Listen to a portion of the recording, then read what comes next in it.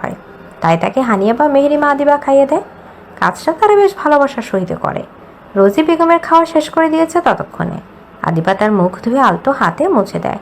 রোজি বেগম কাঁপা কাঁপা গলায় বলে, ভাইয়ার সাথে একমত আমি বাবা।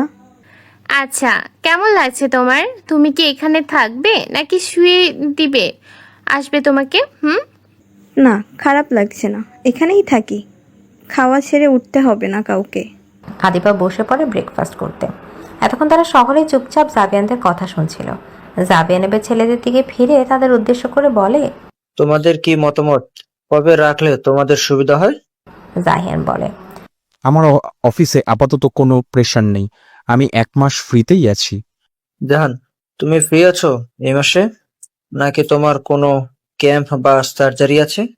সামনের মাসের সেকেন্ড উইকে একটা নতুন ডিল সাইন করব, তারপর থেকে হয়তো আবার বিজি হয়ে যাব। জাবিয়ান জাহানকে উদ্দেশ্য করে বলে, তেমন কোনো প্ল্যান নেই বাবা, সার্জারি একটা আছে কিন্তু সেটা এই সপ্তাহে হয়ে যাবে। তারপর ইমার্জেন্সি কোনো কেস না আসলে আমি ফিরে আসি। জাবিয়ান মেহরিমা আদিবা ও হানিয়ার কাছ থেকেও মতামত নেয়। তাদেরও কোনো সমস্যা নয় দেখে ঠিক করা হয় সামনের সপ্তাহের শেষের দিকে জাহান, মেহরিমা ও জাহিন আদিবার রিসেপশন। হানিয়াকে জাবিয়ান বলে মির্জা বাড়িতেও যাতে খবরটা পৌঁছে দেয় এবং এই বাড়ির সবাই যাতে এই সপ্তাহে এ বাড়িতে এসে পড়ে। হায়া, আশিয়ান, মেহরিমা, জাহান ও আদিবা জাহিন আজ প্রথমবারের মতো সকলে বাইরে বের হয়েছে সময় কাটানোর জন্য। তাদের 3 জুটিরই বিয়ের পর একের পর এক ঝামেলায় জোরে জোরে ঘুরে মন মানসিকতা নষ্ট হয়ে গিয়েছিল। আজ আশিয়ানের প্রস্তাব দেয় একটু আলাদা, নিভৃতে কিছু সুন্দর মুহূর্ত কাটানোর জন্য। আশিয়ান এখন মোটামুটি ভালোই সুস্থ। মাথার বড় ব্যান্ডেজটা করে ছোট্ট একটা ওয়ান টাইম লাগানো হয়েছে বর্তমানে। তারা সকলে একটা রিসোর্টে এসেছে ঘুরতে। শহর থেকে একটু বাইরে সাইডে প্রাকৃতিক সৌন্দর্যে ঘেরা সেই রিসোর্টের নাম পুষ্পের নীরব নিকুঞ্জ। রিসোর্টের মালিক ভদ্রলোক নিজের ও তার প্রিয়তমার নামের সাথে মিলে রিসোর্টের নাম রাখেন। রিসোর্টটি দেশি বিদেশি নানান ধরনের ফুল দিয়ে সুরভিত হয়ে আছে। আশিয়ানদের প্ল্যান আজকের দিন ও রাতটা তারা এখানে কাটিয়ে কাল সকালে ব্রেকফাস্ট সেরে বাসায় রওনা হবে। এসেই তারা সকলে ফ্রেশ হতে চলে যায়। আধা ঘন্টা মাঝে ফ্রেশ হয়ে সকলে বের হয়ে আশেপাশে ঘুরতে। আশিয়ান, হায়া, জাইন আদিবা বেশ এনজয় করছে শর্ট টাইমের এই অঘোষিত ট্রিপটা। শুধু ব্যতিক্রম অবস্থানে আছে জাহান, মেহরিমা। অন্য দুটো জুটি যেখানে হাতে হাত রেখে কাঁধে মাথা রেখে হাঁটছে, সেখানে জাহানের মুল্লুকে, মেহরিমা আরেক মুল্লুকে। মেহরিমা আগে আগে হাঁটছে আর জাহান তার পিছে পিছে পেছনে পকেটে 2 হাত গুজে তাকে পাহারা দিতে দিতে যাচ্ছে। মেহরিমা শুরুতে জাহানের পাশে হাঁটতে থাকে, কিন্তু জাহান মেহরিমার দিকে খেয়াল না করে ফোন টিপতে ব্যস্ত। আসলে সে মেহরিমার পরীক্ষা নিচ্ছে। হ্যাঁ, পরীক্ষা। জাহান দেখতে চাইছে তার রাগ ভাঙানোর জন্য মেহরিমা ঠিক কি কি করতে পারে। অনেক তো হলো, সে নিজেকে প্রকাশ করেছে। মেহরিমা এখন নিজের দায়িত্ব নিজে বুঝেনি। বর রাগ করেছে, সে রাগ ভাঙাবে। এখন কিভাবে ভাঙাবে সেটা মেহরিমার বিষয়। মেহরিমা মন খারাপ করে আনমনে এদিক সেদিক তাকাতে তাকাতে হাঁটছিল। হঠাৎ শাড়ির সাথে বেজে মুখ থুবড়ে পড়ে যেতে নিলে জাহান ঝড়ের গতিতে পেছন থেকে হেঁটে এসে মেহরিমার কোমর আঁকড়ে ধরে তাকে নিজের বাহু ডোরে বন্দি করে নেয়। মেহরিমা বেঁচে যায় নিচে পড়া থেকে। মেহরিমার মাথা গিয়ে ঠাঁই পায় জাহানের প্রশস্ত বুকে। জাহানের হার্টবিট এতটাই জোরে বিট করছে যে সে হয়তো নিজের হার্টবিটের আওয়াজ নিজেও শুনছে। মেহরিমা থেকে জাহান বেশি ভয় পেয়ে গিয়েছিল। ভালোবাসা তো এমনই, প্রিয় মানুষটির ছোট্ট একটি আঘাতও বুকে ভীষণ বাজে ভাবে লাগে। জাহান মেহরিমাকে নিজের বুক থেকে সরিয়ে তার দুগালে হাত রেখে অস্থির হয়ে উঠছে। কোথাও ব্যথা পেয়েছো? নিজের প্রতি এতটা বেখয়ালিপনা কেন তোমরা? একটু কি খেয়াল রাখতে পারো না নিজের? এখন আমি এসে না ধরলে পরে গিয়ে ব্যথাটা পেত কে? শেষে কথাগুলো বেশ রাগান্বিত গলায় ভৎসনা করে বলে জাহান। উত্তেজনাবশত কথাগুলো একটু জোরে বলে ফেলায় আশিয়ানরাও শুনতে পায়। আশিয়ান, হায়া, জাহিন আদিবা নিজের হাঁটা থামিয়ে পেছনে ঘুরে দেখে জাহান মেহরিমাকে বকছে। হায়া ভয় পেয়ে যায় এটা ভেবে। মেহরিমা আবার তাকে কি না কি বলে রাগিয়ে দিয়েছে। সে তাদের কাছে যাওয়ার জন্য ছুট লাগায় আর পেছন পেছন বাকিরাও যায়। হায়া জাহানদের কাছে গিয়ে জিজ্ঞেস করে, কি হয়েছে বর্দা ভাই, মেহুকে বকছো কেন? জাহান তখনও রেগে থাকায় চিবিয়ে চিবিয়ে বলে, বকবো না তো কি করব বল? কি করেছে শুনবি? নিজের একটা 1/2 ইঞ্চির পরে আছে 1.5 ইঞ্চির শাড়ি, সামলাতে তো পারে না, শাড়িতে বেঁধে মুখ থুবড়ে পড়তে গিয়ে নিয়েছিল। আমি সময় মতো ধরে ফেলেছি, না হলে পরে হাত পা ছিল তো 100% শিওর।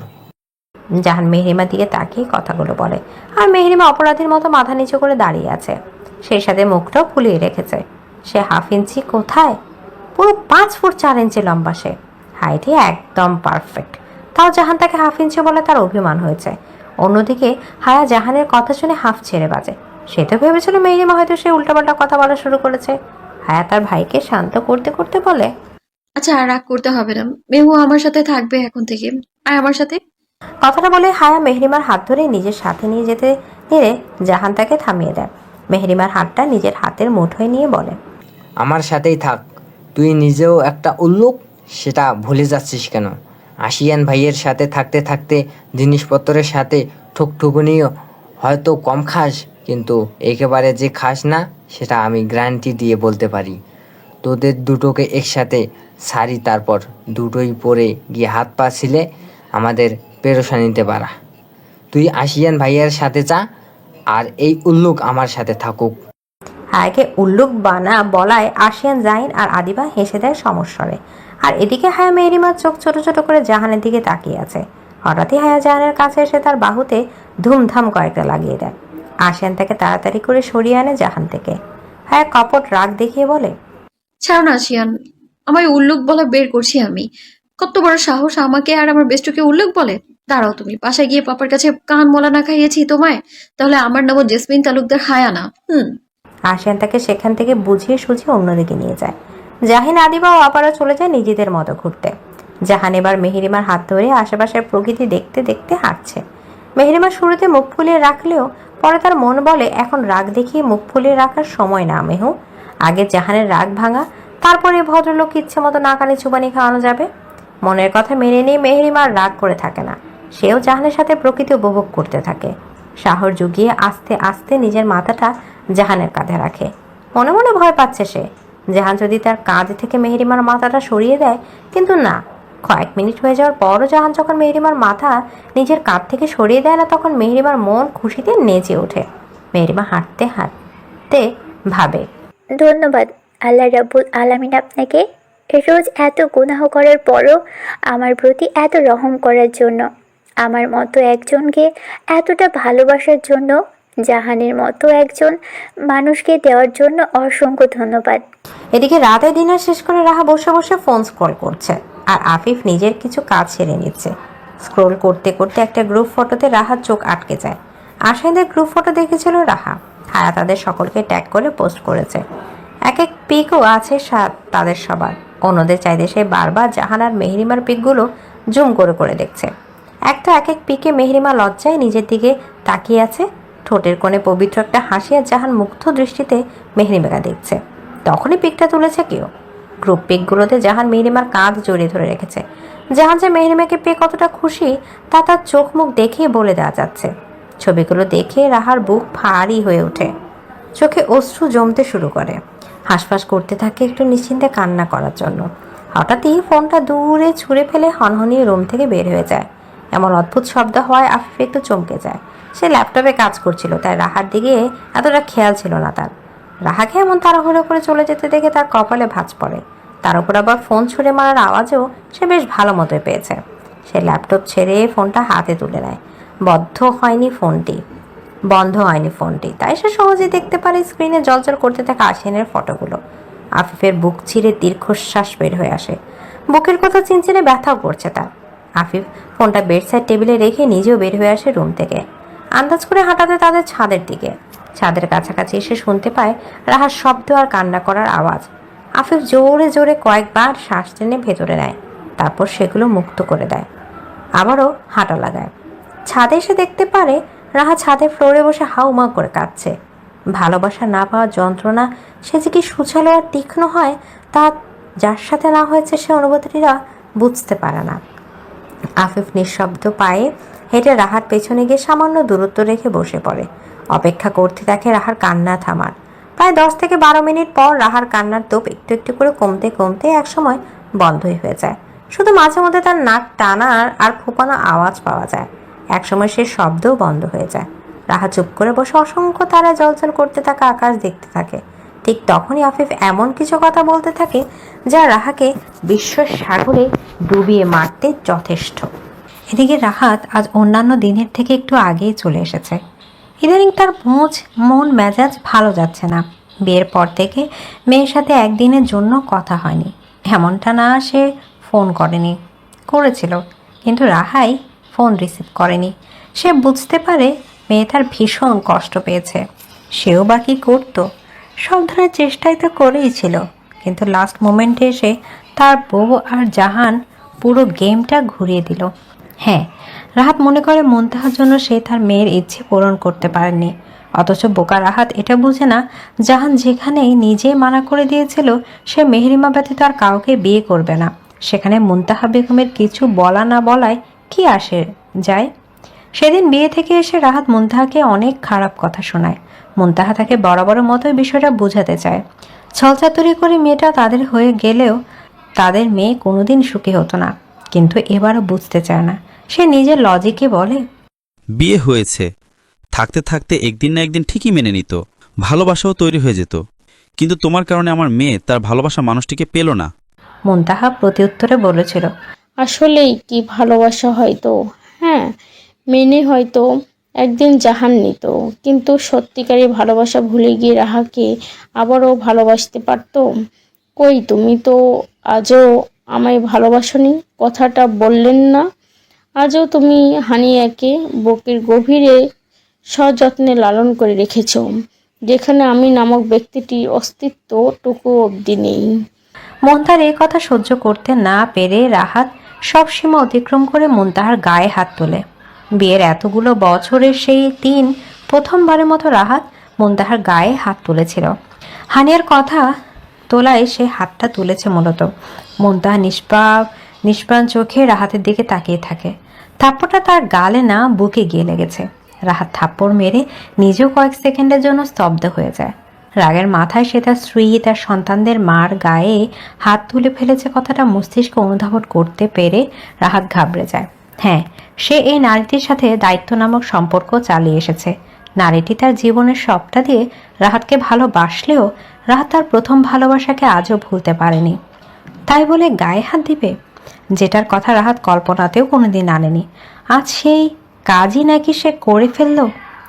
লজ্জা অপরাধ বোধে রাহাত সেদিন স্তব্ধ বিমূঢ় হয়ে সে স্থান ত্যাগ করে বাইরে চলে গিয়েছিল। তারপর থেকে সে আর মুনতাহা আলাদা রুমে থাকে। মুনতাহা থাকে গেস্ট রুমে আর রাহাত নিজের রুমে থাকে। রাহাত তাকে রুমে আসার কথা বললেও সেদিনের থাপ্পড় মারার জন্য একবারও মাফ চায়নি।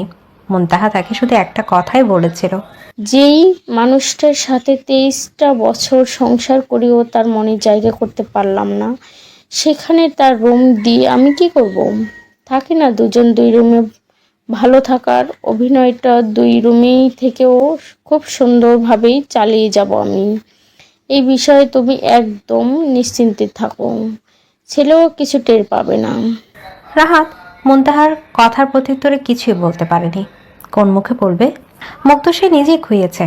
মুনতাহা যদিও বলেছিল রায়হান কিছু টের পাবে না, কিন্তু সে তো অলরেডি সব জেনে গিয়েছে তাদের অজান্তেই। রাহাত মুনতাহা ঝগড়া, কথা কাটাকাটি সব কিছুই সে শুনেছে আর দেখেছে। তারপর থেকে সে তার বাবাকে প্রচণ্ড ঘৃণা করতে শুরু করেছে। পারতপক্ষে কথা বলে না সে তার বাবার সাথে। বাসা থাকলে বেশিরভাগ সময় মায়ের কাছে থাকে, না হয় নিজের রুমে দরজা বন্ধ করে বসে থাকে। খাবারের টেবিলে কম আসা যাওয়া হয় তার। রাহাতকে মুনতাহা বেড়ে খাওয়ালেও নিজে ছেলেকে ছাড়া খায় না। রাহাতের খাওয়া শেষ হয়ে যাওয়ার পর মা ছেলে একসাথে বসে খায়। আজ অফিস থেকে রাহাতকে তাড়াতাড়ি ফিরতে দেখে মুনতাহা একটু অবাকই হয়, কিন্তু কোনো বাক্যলাপ করে না তার সাথে। আগে এমনটা হলে সে রাহাতকে প্রশ্ন করতে করতে মাথা খারাপ করে দিত। কি হয়েছে আপনার? তাড়াতাড়ি আসলেন যে? শরীর খারাপ লাগছে? মাথা ব্যথা করছে? এক প্রকার অস্থির হয়ে নিজের প্রেশারই বাড়িয়ে ফেলত। রাহাত বরাবরই তেমন একটা গুরুত্ব দিত না মুনতাহার এমন কেয়ার, কিন্তু আজ মুনতাহা কিছু জিজ্ঞেস না করায় তার মনটা কেমন খচখচ করছে। রাহাত আর চোখে মুনতাহাকে একবার দেখে হনহনিয়ে সিঁড়ি বেয়ে উপরে উঠতে থাকে। যাওয়ার আগে উঁচু গলায় বলে যায়, এক কাপ কফি লাগবে, মাথা ধরেছে আমার। মুনতাহা রাহাতের মাথা ধরেছে শুনেও তার কাছে যায় না। কেন জানি আগের মতো টান আসে না রাহাতের প্রতি তার। মুনতাহা চুপচাপ কফি তৈরি করে দিয়ে হেল্পিং হ্যান্ডকে দিয়ে পাঠিয়ে দিয়ে নিজের রাতের রান্নার ব্যবস্থা করতে থাকে। এদিকে রাহাত চটপট ফ্রেশ হয়ে এসে বসে ভাবতে থাকে সেদিনের এমন কাজের জন্য সে মুন্তাহার কাছে ক্ষমা চাইবে? নিজের স্ত্রী তো, তার কাছে ক্ষমা চাইতে গিয়ে এত ইগো কিসের? বয়স হয়েছে তাদের, এখন বউয়ের এমন কলিকা জ্বলানো অভিমান কিছুতেই সহ্য হচ্ছে না রাহাতের। সে মুন্তাহার সাথে শুধু দায়িত্বের খাতিরে সংসার করছে এমনটা না, কিন্তু তাকে যে ভালোবাসে না সেটাও রাত দিনের মতো ধ্রুব সত্য। সে অনেক চেষ্টা করেছে মুন্তাহাকে ভালোবাসতে, কিন্তু সে বরাবরই ব্যর্থ হয়েছে। মাঝে মাঝে এটা বলেও নিজেকে বুঝিয়েছে, যাকে এত ভালোবেসে আমি আমার স্ত্রীকে ভালোবাসতে পারছি না, সে তো ঠিকই তার ভালোবাসার মানুষটিকে নিয়ে সুখের সংসার করছে। তাহলে তো আমি কোন ভিত্তিতে আমার স্ত্রীকে দূরে সরিয়ে রাখছি? কেন তাকে ভালোবাসতে পারছি না? নিজেকে নিজেই সহস্রবার প্রশ্নগুলো করেছে রাহাত, কিন্তু উত্তর মেলেনি তার। তার ভাবনাগুলোর মাঝে দরজায় নক পড়ে। রাহাত একটু অবাক হয় নক করায়। এত বছর এই ঘরেই তো মুন্তাহার রাজ ছিল, আর আজ সেই ঘরের প্রবেশের জন্য সে রাহাতের পারমিশন নিচ্ছে। বিষয়টা রাহাতকে ভীষণ আহত করে। রাহাত গলার স্বর বাড়িয়ে বলে, আসো, তোমার ঘরে প্রবেশের জন্য আমার অনুমতি লাগবে না মন। কথাটা শেষ করার সাথে সাথেই হেল্পিং হ্যান্ড মহিলাটি রুমে প্রবেশ করে। তাকে কফি নিয়ে আসতে দেখে রাহাত যেমন চমকে যায় তেমন কষ্ট পায়। এতটা কঠোরতা সে মুন্তাহার কাছে আশা করেনি। হেল্পিং হ্যান্ড মহিলা বলে, স্যার নেন আপনার কফি। মহিলাটির কথায় রাহাতের ধ্যান ভঙ্গ হয়। সে গম্ভীর গলায় বলে, আপনার ম্যাম কোথায়? আপনি আসলেন যে? ম্যাডাম তো ডিনারের জন্য ব্যবস্থা করতেছে। ওহ। কথাটা শুনে রাহাতের মনটা খারাপ হয়ে যায়। রাহাত অসুস্থ শুনে মুন্তাহা তাকে দেখতে আসলো না। বিষয়টা সে কিছুতেই মেনে নিতে পারছে না। সে হেল্পিং হ্যান্ড মহিলাটিকে বলে, আমার কফি লাগবে না, আপনি নিয়ে যান। মহিলাটি রাহাতের কথা মতো কফিটা নিয়ে যায়। এদিকে রাহাত মন খারাপ করে কাউচে বসে থাকে। 10 কি 15 মিনিট পর হঠাৎই নিচ থেকে চিৎকার চেঁচামেচির আওয়াজ শোনা যায়। তার মিনিট খানেক পর হেল্পিং হ্যান্ড মহিলাটি দৌড়ে রাহাতের রুমে এসে হাঁফাতে হাঁফাতে বলে, স্যার শীঘ্রই নিচে চলেন, ম্যাডাম অজ্ঞান হইয়া গেছে। কি কি হয়েছে মনের? কথাটা জিজ্ঞেস তো করে ঠিকই রাহাত, কিন্তু উত্তর শোনার অপেক্ষা করে না আর। দৌড়ে নিচে এসে কিচেনে চলে যায়। সেখানে এসে দেখে মুন্তাহা অজ্ঞান হয়ে নিচে পড়ে আছে। রাহাত মুন্তাহার কাছে হাঁটু গেড়ে বসে তার মাথাটা নিজের কোলে তুলে নেয়। মুখটা নিজের দিকে ঘোরালো দেখতে পায় মাথায় চোটও পেয়েছে। রাহাত অস্থির হয়ে মুন্তাহার গালে আলতো চাপড় মেরে তাকে ডাকতে থাকে, মন, এই মন, কি হয়েছে তোমার? শরীর খারাপ লাগছে? কিন্তু না, মুন্তাহা উঠে না। রাহাত আর সময় নষ্ট না করে মুন্তাহাকে কোলে তুলে নিয়ে কিচেন থেকে বের হয়ে আসে। ড্রয়িং রুমের সোফায় শুয়ে দেয়। তারপর বাসার ল্যান্ড লাইন থেকে কল লাগায় তাদের ফ্যামিলি ডাক্তারকে। ডাক্তার 15 মিনিটের মধ্যে এসে পড়ে। তারপর মুন্তাহাকে এক্সামিন করে বলে, আর প্রেশার অনেক লো, আর নিয়মিত খাওয়া দাওয়া করে না হয়তো, তাই এমনটা হয়েছে। আমি ওষুধ আর স্যালাইন দিয়ে যাচ্ছি, আশা করি তাতে উনি তাড়াতাড়ি সুস্থ হয়ে যাবেন ইনশাল্লাহ। ততক্ষণে মুন্তাহার জ্ঞানও ফিরে এসেছে। রাহাত তাকে সাহায্য করে রুমে যেতে। সে জোর করে মুন্তাহাকে তাদের রুমে নিয়ে আসে এবং সেখানে ডাক্তারটাকে স্যালাইন দিয়ে চলে যায়। শরীর বেশি একটা ভালো লাগছে না বলে মুন্তাহা বেশি কথা না বলে চুপচাপ চোখ বন্ধ করে শুয়ে থাকে। রাহাত উদ্বিগ্ন মুখে তার মাথার পাশে বসে মাথায় হাত বুলিয়ে দিতে থাকে। ভালোবাসা কি কেবল পাওয়ার নাম? হয়তো না। কারোর হাত ধরা মানেই কি তার হৃদয়ে ধরা যায়? যদি ভালোবাসার মানুষটিকে পেয়েও বুঝো সে অন্য কারোর অনুভবে বন্দী, তাহলে সে পাওয়াটা কি অদ্যপ্রাপ্তি নাকি এক গভীর শূন্যতার নাম? ভালোবাসা তখন বিষ হয়ে ওঠে যখন তার প্রিয় মানুষটি তার চোখের চেয়ে হাসে, কিন্তু সেই হাসির ছায়া অন্য কারোর নামের উপর। তখন তার ভালোবাসা অভিনয়। তোমার হৃদয়ে এক নিশ্চিত মৃত্যু ডেকে আনে, যার ব্যথা শব্দ নিয়ে বোঝে না যায় না। ভালোবাসা তখন আর জীবন দেয় না, বরং বাঁচা আর মরার মাঝে এক অসহ্য যন্ত্রণা হয়ে দাঁড়ায়। ভালোবাসা কখনো কারোর উপর চাপিয়ে দেওয়া যায় না। যার হৃদয়ে তোমার জন্য কোনো জায়গা নেই, তার পাশে থেকে তুমি প্রতিনিয়ত একা হয়ে পড়বে। ভালোবাসা মানে কেবল তাকে পাওয়ার নাম নয়, বরং তার হৃদয়ে নিঃশর্তভাবে বাসা বাঁধার অধিকার পাওয়া যায়। আর সেই অধিকার চেয়ে নিতে হয় না, তা দিতে হয় ভালোবেসে, নিজে থেকে, মন থেকে। ভালোবাসা যদি জোর করে আদায় করতে হয় তাহলে তা আর ভালোবাসা থাকে না, তা হয় এক ধরনের কারাগার, যেখানে হৃদয় বন্দী থাকে আর আত্মা কাঁদে নিঃশব্দে। আফিফের কথাগুলো শুনে রাহা ভাবনায় পড়ে যায়। রাহা ভাবতে শুরু করে, ঠিকই তো, আমি তো জানি জাহান মেহরিমাকে কতটা ভালোবাসে, তাও আমি জোর করে তাকে পেতে চাইছিলাম, কিন্তু প্রকৃতিপক্ষে আমি জাহানকে ভালোবেসে নয়, নিজের জেদ বজায় রাখার জন্য নিজের করতে চাইছিলাম। রাহার ভাবনার মাঝে সে আবারও শুনতে পায় আফিফ এবার তার দিকে তাকিয়ে রাহার চোখে চোখ রেখে বলতে থাকে, যখন কেউ তোমাকে নিঃস্বার্থ ভালোবাসে। হ্যালো বন্ধুরা, পরবর্তী পার্ট খুব তাড়াতাড়ি আসবে, তো সবাই অপেক্ষায় থাকো।